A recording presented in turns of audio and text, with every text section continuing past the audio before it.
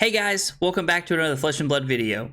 This video is proudly brought to you by the House of Cards, the official sponsor of my stream. Be sure to check out the link in the description below for all of your Flesh and Blood needs. Guardian vs Illusionist has been around for a long time, but Victor vs Dromai plays quite a bit differently than I think everybody remembers, because Oldhim and Dromai was a very fatiguey style game, and Victor's actually trying to win the game. From the Victor side of the board, you get a lot of value out of being able to pop dragons and end their turn, and then being able to throw like a Debilitate, or a Righteous Cleansing, or a Spinal Crush at your Dromai opponent. There are some dragons that you are required to take the turn off and kill, such as Miragai, Chromai, and situationally Caloria. Thanks for stopping by, guys. I hope you enjoy the match. Okay, so we're playing against Dromai here, and my opponent is loading a pretty standard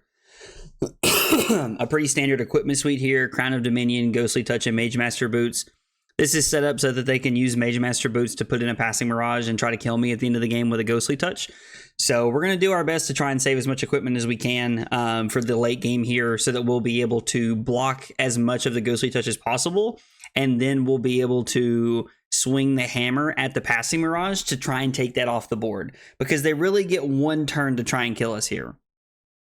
They also only loaded in 68 cards, which is interesting. I know a lot of Dromai players, load in like 70, 72 cards against me. So I'm curious to know how their list differentiates from other lists that I've seen. Ooh, pitching the dust instead of playing it here. That's interesting. Normally people are pretty quick to play the dust against me as quickly as they can, so that they can get it set up and be ready for it. But apparently my opponent feels like they'd rather have it set up for second cycle, which is really neat. I honestly, depending on how this game plays out, I'd be curious to ask my opponent what their thought process was there on that whole decision point. Okay, so my opponent's going to play a Chromai. I assume they're not going to attack at this point. They could also have two dusts in hand. They could be about to play another dust here. If my opponent attacked, I would be blown away, if I'm being honest. What? I really don't understand why my opponent would attack me with a Chromai. Maybe they're just trying to get poppers out of my deck? I don't know. That's super interesting to me. And then they're going to throw a Command and Conquer at me. Well, I'm going to give them the Golden Sun, the Clash of Vigor here.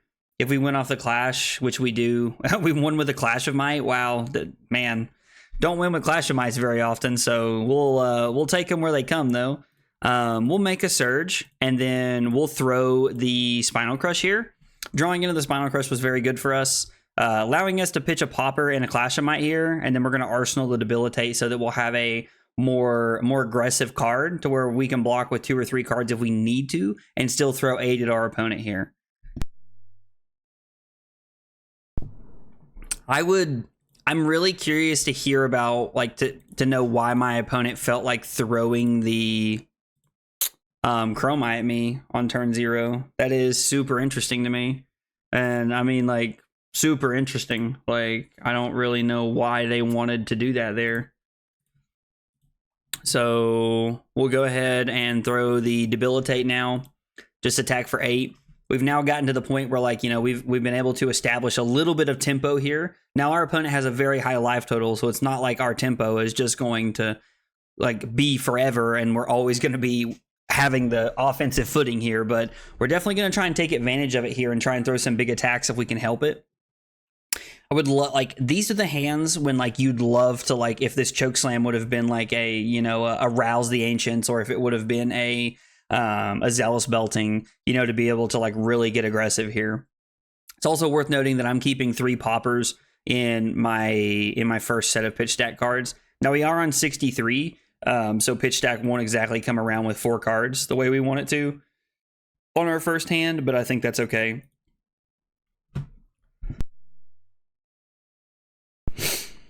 Sorry, I keep trying to mute myself here whenever I have to cough. I know that I'm still dealing with a cough from having COVID, last week, so trying to work that out. I've been told by a couple of people that the cough will pretty much be there for a while. There's not much I'll be able to do about that, which makes sense. I understand. Okay, pitching the other dust. And a Caloria, okay. I mean, this is a pretty good setup play for my opponent here.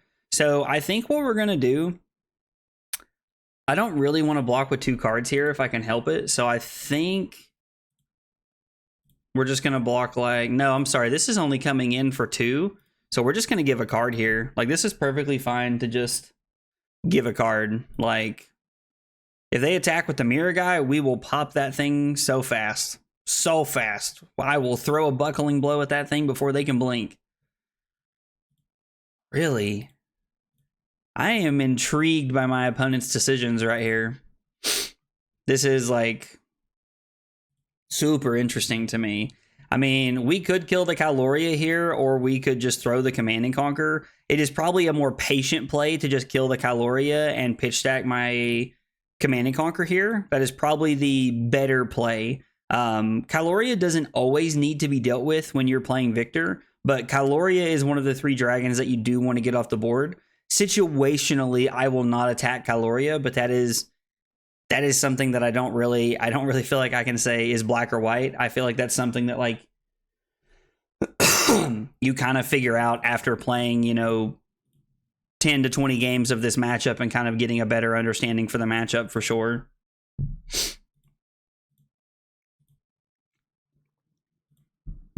So I think killing Caloria this early in the game is the correct play, because if they throw another mirror guy down, I'm forced into a situation where I have to block with this, and like I have to block with a card and a piece of equipment, and I do want to keep my equipment for as long as possible here. Okay, I mean, this is fine. Like, we have 2 poppers here, so this is like okay. So they're going to take, if I had to guess, they're going to take the buckling blow here. It has more text than anything else. Like, Chokeslam doesn't really matter as far as they're concerned. So they're pitching Sigil of Solace, Uvia, Sandcover, and Miraging Metamorph. Okay. We're just going to go ahead and pop this. So we've done a good job at pitching poppers to this point. This is going to be, other than our first Clash of Might, which was card 2, this is card 6, I believe, if I counted correctly. It's card 6 or 7, somewhere in that ballpark. So we know that we have our first hand. Our first card is going to be the Thunderquake, and then our first full hand we're going to see of pitch stack is going to be Clash of Might and 3 poppers.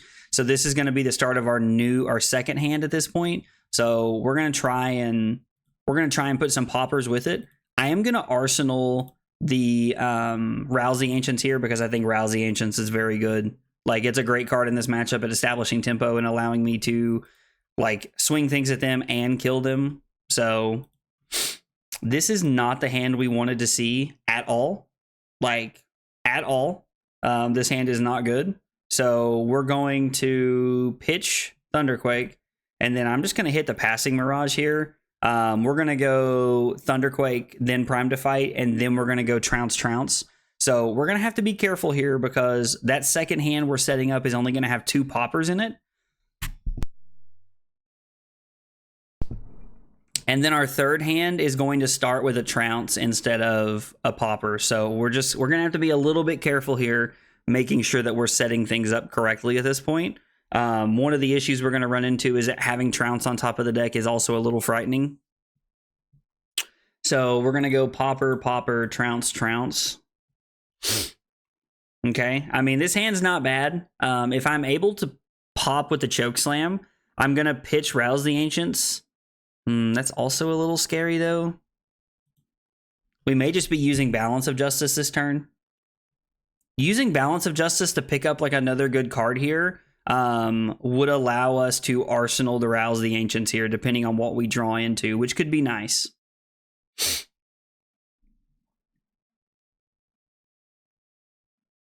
It is worth noting that the Balance of Justice, like if I block with it and then crack it, like while they're still attacking, I will take the damage. So I do have to be a little bit careful on how I do that. I don't exactly get the free play like I do into Rhinar, where I can just block on the Claw and then crack when their second attack hits the stack and then draw a card that way into Rhinar and KO. I have to be a little bit more Excuse me. I have to be a little bit more careful here with the balance of justice.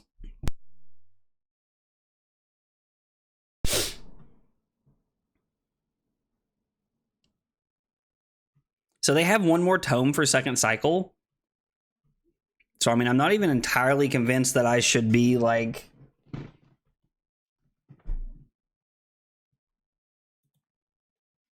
Oh, that's interesting.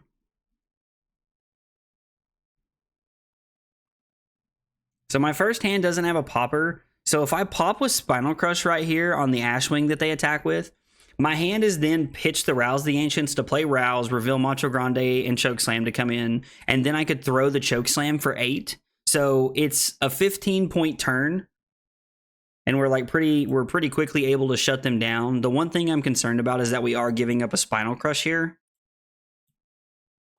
Giving up a Spinal Crush to a popper, but I really think our hand is really about efficiency and making sure that we are playing the best hands we can every single time we play one. So we're going to reveal these 2 cards. Like, this matchup is really about like tempo and like not letting them set up a big board here. My opponent has made a couple of decisions that I don't know that I agree with. Like, and again, I'm not a big Dromai player, so I can't just sit here and be like, they're wrong. Like, why did they do this?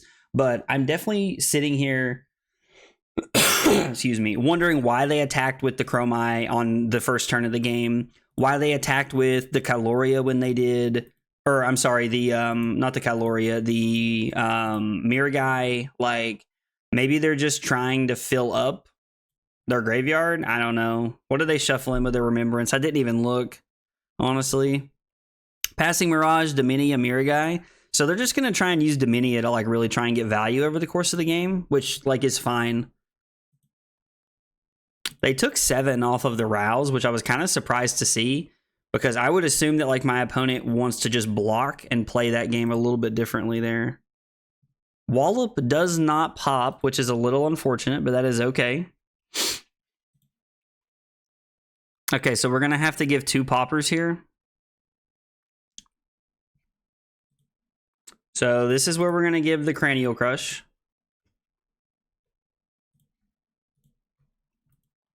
And then I assume they're going to come in with an Ashwing here instead of the Asvali. I mean, if they come in with the Asvali, I'm going to... So, okay, so they did... interesting. So I think we're just going to pitch the Thunderquake here. Or maybe it's better to pitch the Command and Conquer and have that for second cycle and then pop with the Thunderquake right here. Like, we've done a pretty good job at keeping our life total up. I'd like to keep the game at that rate if I can. The longer I can keep the game where my life total is at 40, the better off I'm going to be. My opponent has already used a Remembrance, and like, they're up 4 cards right now, but that could very quickly change. Like, they're definitely trying to play the long game here, but their life total is at 20. So they have to be a little bit careful on what they decide to block with or not block with here. Okay, so we got rid of a Cadaverous Contraband, which is kind of nice. That's also just 4 more points they took here. Now, we do only have 2 poppers, so that's a little unfortunate. If they hit us with a Dominia right here, like Dromai Dominia, that could be pretty rough. What does this cost? 3? Are they just going to pitch 3 cards to play the Necria here? I mean, I would consider that a big win if they just threw the Necria at me, honestly. Like, if they're going to pitch 3 reds from their hand to play Necria, like, that's fine.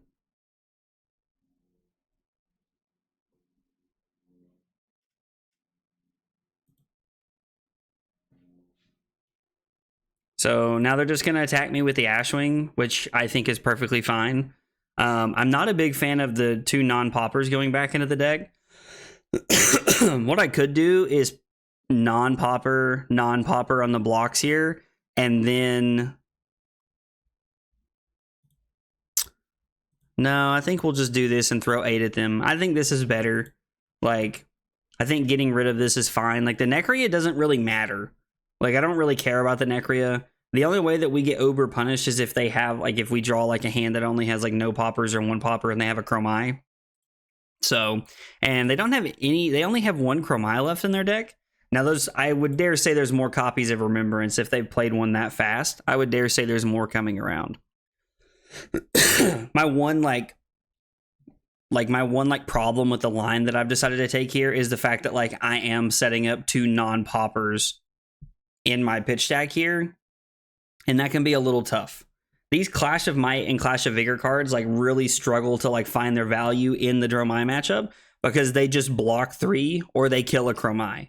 Or like they kill a Chromai, they kill a Caloria, they kill a Mira guy. Like, and most of the time I'd rather just pitch them to Hammer, honestly, to keep cards in my deck, but so we're going to attack for 8 here. Even though we're setting up not a great pitch stack, we're still going to throw 8, force our opponent to make a decision.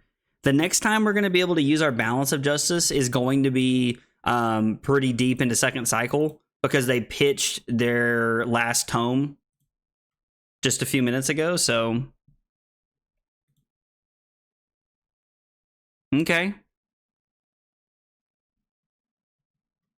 See what my opponent's going for here. They're going to swing the Necria at us, which is perfectly fine. So we're going to block with Wallop and Balance of Justice because we want to be able to use our Balance of Justice when we want to. We're going to give the Debilitate here to pop this. I'm going to swing the Hammer at Mira guy here to kill it. And then I'm going to Arsenal the Zealous Belting, which is going to let us set up for a pretty good go again hand here. Excuse me. So we're setting up for a good go again hand where we can still block with 2 cards and then throw Zealous Belting, make a surge, and throw the Hammer, which I'm a pretty big fan of. All right, the Trounce isn't looking too good, but we at least do have a couple of poppers here. I was like, maybe there's a world where like they're going to throw some attacks at us. We haven't really seen any yet, which I understand. Like, I think that's a good play from our opponent. Blue Sweeping Blows. That's interesting. Wonder why they're on Blue Sweeping Blow. I'd be curious to know if that's like a new techie Dromai thing that I haven't really seen or ran into yet.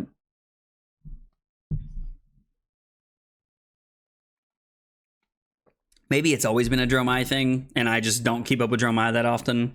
I try to like play the Dromai deck every now and again, just to like, you know, I like to see how the other half lives, that kind of thing, but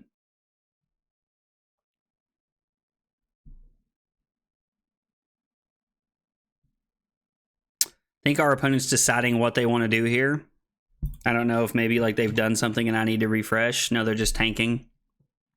Yeah, they're just trying to figure out the best line of play here, which, to be fair, like, I understand they have to make the right plays here.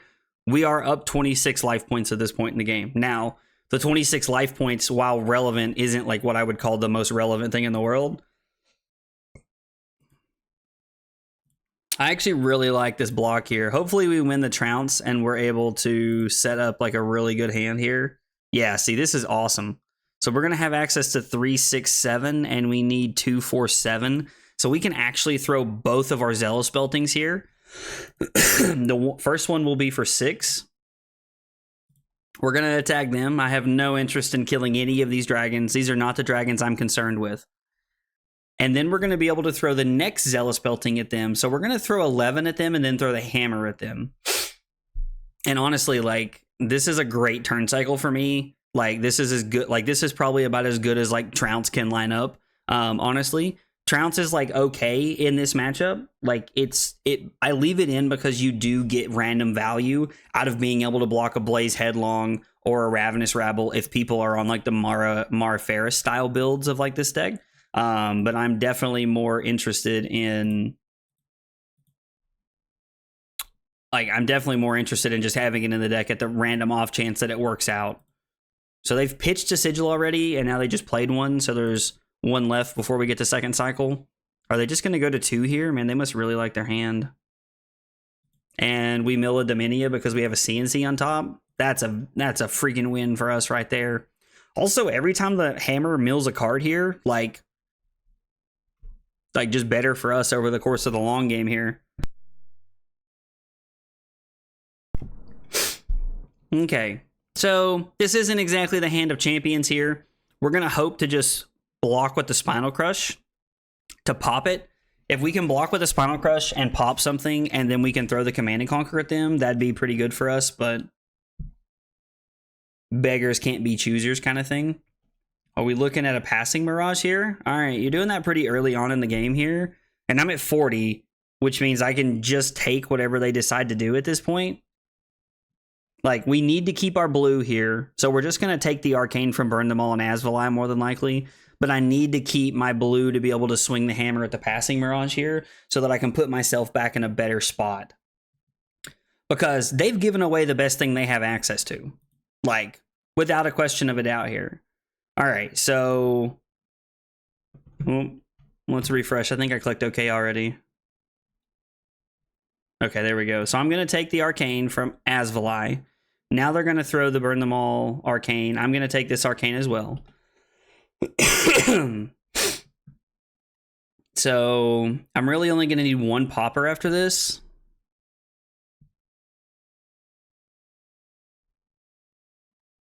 So let's go ahead and block with Command and Conquer. I know it's not going to pop, but I'd much rather just go ahead and block like this.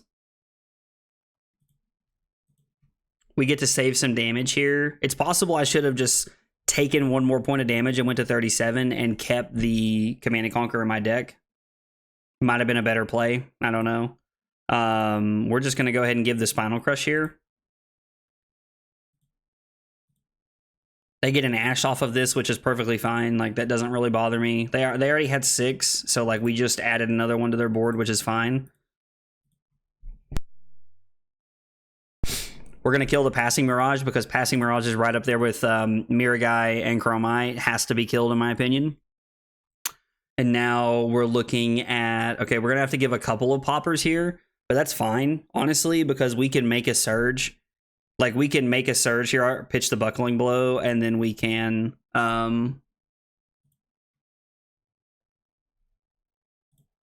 Again, I think I'm going to take the Arcane. Like, I don't think I care about this. I am going to pop the Dromai, though.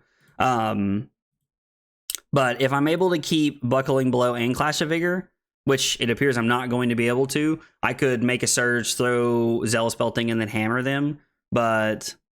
we're just going to block 6 just like this.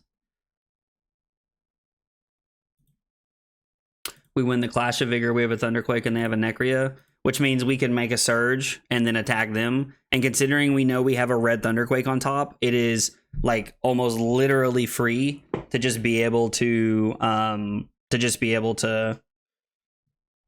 swing the hammer at them because like we have no fear of losing it. They don't have any 10s in their deck. The best card that they can hit us with off the Clash is a red Miraging Metamorph, so...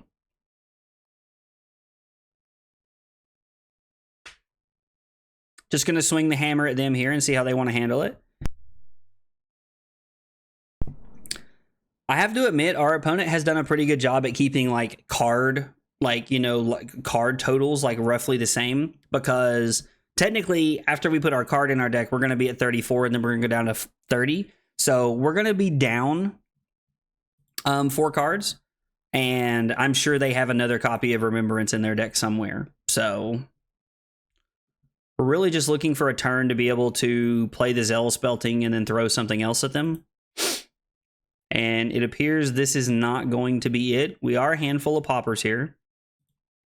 So we got 2 sources of Arcane coming in, which means I'm going to pitch the Macho Grande to play them both here, to block them both here. Like, we've given up some damage already, so, like, at this point, we're really just trying to hang on. Am I supposed to take 2 here in case they do throw another Command and Conquer at me? I think the answer is yes to that. I don't even know if they have another Command and Conquer in their deck. I haven't been counting, if I'm being honest, but... they still have a Cadaverous Contraband. They do not have any Command and Conquers, but they have a Cadaverous Contraband left in their deck. I would assume they're on 3, and then they probably also have some copies of Nourishing Emptiness that, like, doesn't have any effect here, but I would still like to kill if I can, or I would still like to, you know, I would still like to do something about. Still like to block if that situation comes up. So this is interesting. I think we're about to make a Surge, throw Zealous Belting at Miragai, and then throw the hammer at Passing Mirage, because those are 2 have-to-kill cards.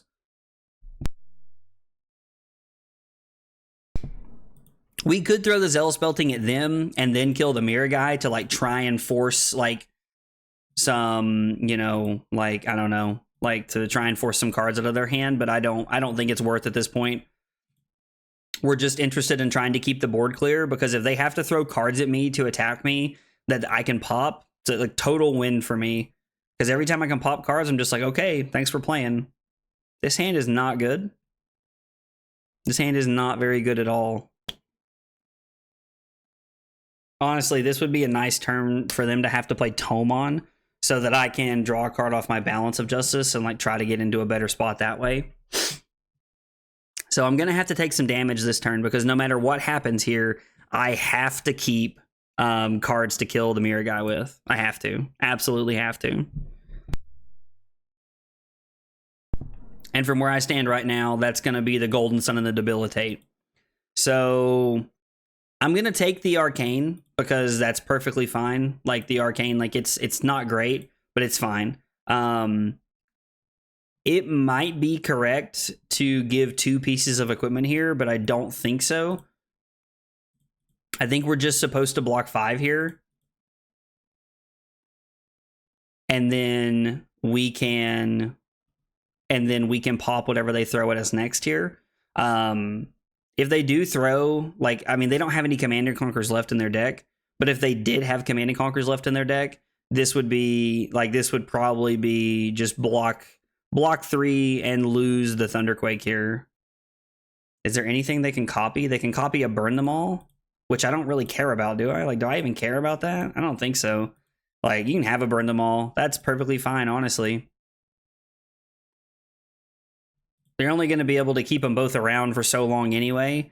It was a good play by my opponent, though, because they did force me into a situation of take damage or give them a Burn Them All, which, like, can be pretty good in certain situations. But I have Arcane Lantern, so I like literally just can't die to arcane damage. Like,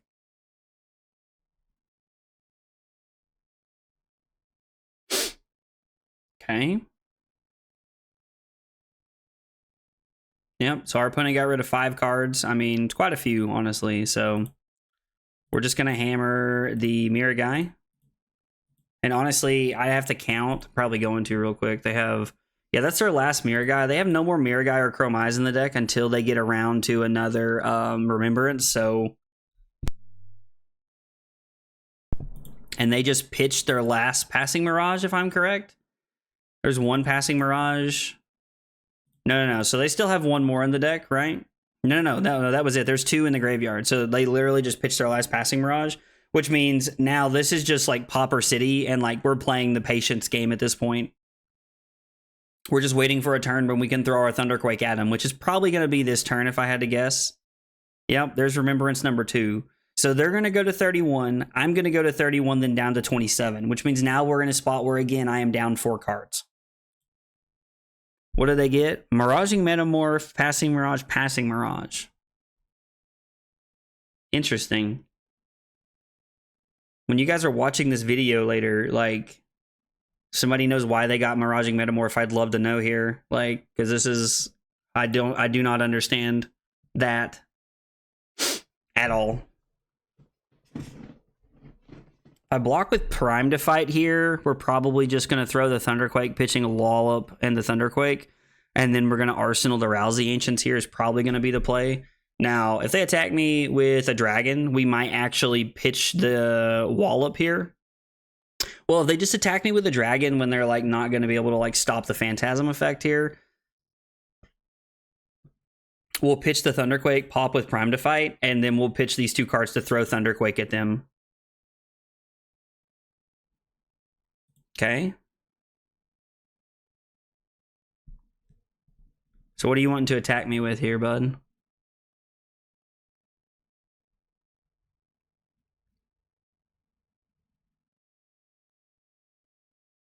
Knowing that we have our opponent at 2 means that, like, I don't really want to be more aggressive here and, like, try to just go for, like, a Golden Sun that could end the game or something like that, because I don't think that's correct.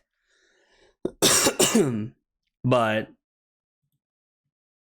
So I'm just going to pitch the Thunderquake here, because we know that, like, we're putting poppers closer to the top of our deck, which is fine. And then I'm just going to give the Prime to fight here as a popper.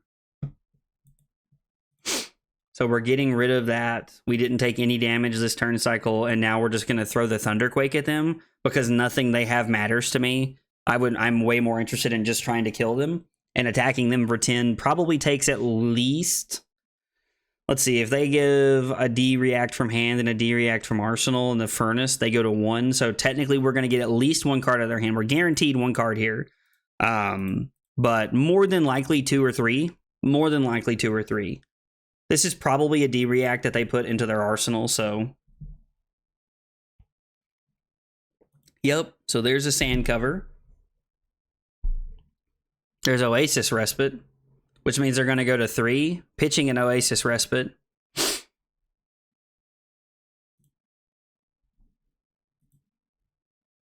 So currently they're going to 1 if they don't block. They're going to block with their last Passing Mirage. Or no, I'm sorry. They have all of their Passing Mirages in there now, right? Yeah. There's still 2 more.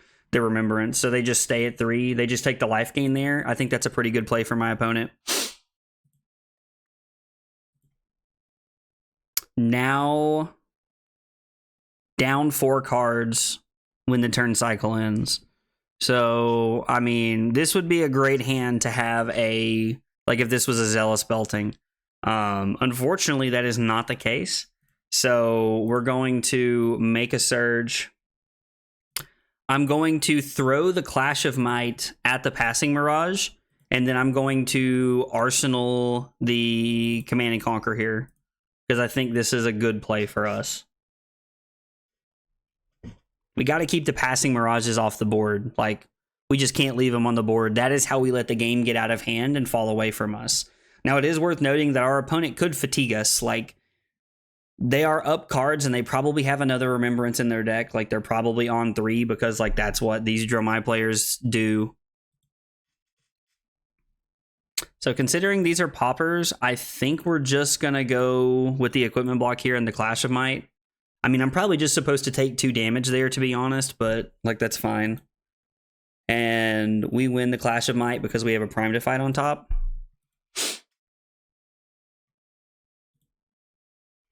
Okay, so we're going to go ahead and pitch our Thunderquake here.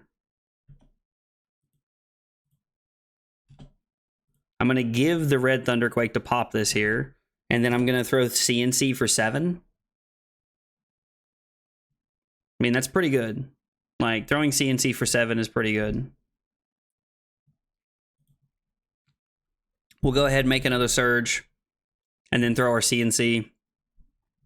And then this will get at least 2 cards out of their hand, because even if they have a D-React in their arsenal, they can't play it. The only card they could play is if they had, like, a Sand Cover. They could play a Sand Cover from their arsenal if they had that, technically.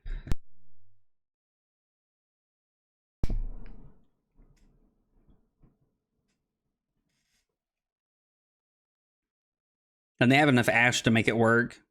They lost one of their Burn Them Alls. So there's what? How many Burn Them Alls are left in their deck at this point? Do they have them all? No. There's 1 Banish, so there's only 1 Burn Them All left in their deck, which, I mean, again, like, not really a big concern. The only real concerns I have about this game so far are the fact that,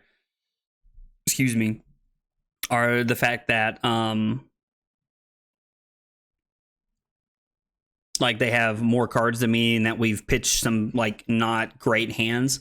Not that I think we could really help it, but I think that's just, like, it's unfortunate. Like, Oldhim was able to crown away a lot of his, you know, non-popper cards and, like, keep them hid for later in the game and use Pummels effectively. But, like, yeah, so here's our double popper hand. The funny part is, like, I don't even have to... Like, I'm just going to take 1 here. I don't even want to pop this. Yeah, I think this is worth destroying a gold, and we're going to put ours on the bottom. Yeah, and then we're going to win. And we're going to win again, it looks like. So we have 3 Vigors and 2 Mights. Jesus. It's actually crazy. The question is this better than throwing the Prime to fight? Like, is Prime to fight for 11, or I'm sorry, for 12 better here? Or am I better off to throw the Macho Grande? I mean, if we had a go again card, like that would be crazy. We could draw and like try to do some stuff here, I guess, but I don't think that's really where I want to be. Like, we'll probably just make a surge, and then I'll pitch the Wallop to throw the Prime to fight for 11. I think is going to be, or I'm sorry, for 12. It's that or come in for 10 Dominate. And 10 Dominate, like, I imagine ends the game, right? Like, are we just supposed to do that here? We haven't seen any unmovables. Like, how many sigils have we seen? One sigil up there at the top. I don't see any other sigils, and I know they just pitched one, but like I still think coming in for 12 here is better than throwing the Macho Grande. I'd rather just arsenal the Macho Grande and like force them to play a little bit differently here. I'm gonna check again on the sigils here. I'm pretty sure, so there's one at the top. They also have another respite, like a respite left in their deck. So, I mean, they have multiple ways to, like, gain life and prevent damage. So, I think the Macho Grande might not have been the correct play there. I mean, so the Macho Grande would have won me the game. But, again, like, I still think we played correctly based off what we know about the game. If they attack with an Ashwing, I'm going to pitch a Cranial Crush for the Arcane. I'm going to pop with a Debilitate, and then I'm going to throw the Macho Grande at them for 8. See if we can end the game that way.